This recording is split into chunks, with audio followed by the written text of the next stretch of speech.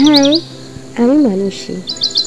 আর বিকালটা যদি এত সুন্দরভাবে সুন্দর একটা জায়গায় কাটানো যায় কেমন হবে বলো তো? এখানে যতবার গেছি তার ফটো বা ভিডিও শেয়ার করেছি, সবসময় তোমরা জানতে চাও এত সুন্দর ফাঁকা নিরিবিলি জায়গাটা কোথায়। এটা সোনারপুর স্টেশন থেকে যদি যাও তাহলে দুভাবে যেতে পারবে। একটা হচ্ছে ক্যানিং প্রপার্টি মানে লিভার ফাউন্ডেশন ক্রস করে ক্যানিং কোঅপারেটিভের পাশ দিয়ে যাওয়া যায়, অথবা নাটাগাছি যেটা বিএড কলেজ আছে তার পাশ দিয়েও যাওয়া যায়। এবং যারা কলকাতার দিক থেকে আসবেন খেয়াদাওয়া হয়েও আসতে পারবে। প্রচুর মানুষ এখানটাতে বিকালবেলা সময় কাটাতে যায় আর কি। আর রবিবার গেলে আর কথাই নেই। বিশ্বাস করুন, যাওয়ার কারণও আছে বটে।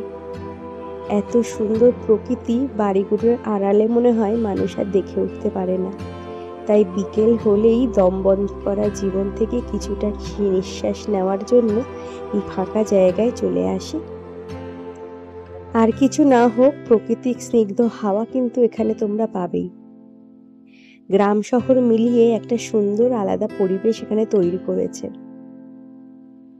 আর একটু গিয়েই দুপাশে এইভাবে একপাশে খাল গেছে আর একপাশে প্রচুর পরিমাণে মাছের ভেড়ি আছে। নানা ধরনের মাছ সেখানে চাষ হয় এবং প্রত্যেকটা জায়গায় জল ভরে যাওয়ায় আশেপাশের মানুষ ছিপ দিয়ে প্রচুর পরিমাণে মাছ ধরছে, যেটা দেখতে ভীষণ ভালো লাগবে। আর ওই যে সময় সেকেন্ডে সেকেন্ডে ঘড়ির কাঁটা নড়ছে এবং প্রকৃতির রূপও চেঞ্জ হচ্ছে। দেখুন, যখন বেরিয়েছিলাম সূর্যটা মাথার ওপর ছিল, এখন আস্তে আস্তে বিকালটা কত সুন্দর লাগছে। এখানে অনেকেই গাড়ি নিয়ে এসে চেয়ার টেবিল নিয়ে এসে বসে থাকতে দেখেছি, যদিও আমরা ওইভাবে কোনোদিন বসিনি। আমাদের জায়গাটা বেশ ভালো লাগে, নিরিবিলি জায়গা এবং কিছুক্ষণ বসেও থাকা যায়। রাস্তাটা এত ভালো, আশা করি যাতায়াতে কোনো অসুবিধা হবে না। আমার তো জায়গাটা বেশ লাগে। আর এই যে জায়গাটা দেখছেন, এটা হচ্ছে তিহুরিয়া ঝিল বলে। প্রপার নাম অ্যাড্রেস জানি না, শুধু আমি যেখান দিয়ে যাই আর যেখান দিয়ে যাওয়া যায় সেগুলো বললাম। আপনার লোকেশন ট্রেস করে নিতে পারেন। কখনো সময় হলে একটাবার অন্তত ঘুরে যাবেন। সময় কাটাতে বিশ্বাস করুন ভীষণ ভালো লাগবে। প্রায় সন্ধে হয়ে এসছিল এবং আমাদের বাড়ি যাওয়ার পালা চলে এসছিল। তো আমরা গেছিলাম সোনারপুর স্টেশন থেকে কোঅপারেটিভের পাশ দিয়ে, ক্যানিং কোঅপারেটিভের পাশ দিয়ে গিয়েছিলাম।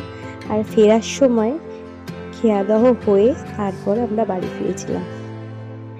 জানেন তো, যতটা সন্ধে হয়ে আসে সেই সময় ওখানকার মানুষরা তাদের গৃহপালিত পশু ভেড়া গরুগুলোকে যখন নিয়ে আসে তখনও ভীষণ ভালো লাগে।